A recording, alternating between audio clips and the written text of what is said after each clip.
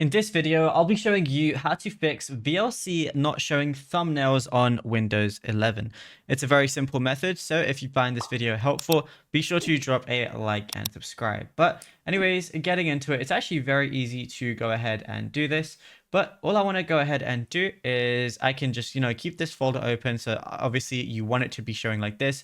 This one isn't showing because this is my recording file right now for this video.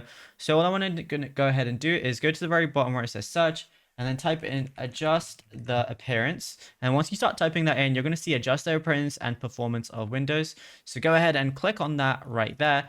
And then all you want to do is go down and you're going to see show thumbnails instead of icons. You want to make sure that this is enabled. Once it's enabled, press apply, then press OK. Then instead of seeing this cone everywhere, you're going to see them like with actual thumbnail previews. And then, yeah, you'll be good to go. Now, if you found this video helpful, drop a like and subscribe and check out our other tutorials that we've been posting over on the channel as well.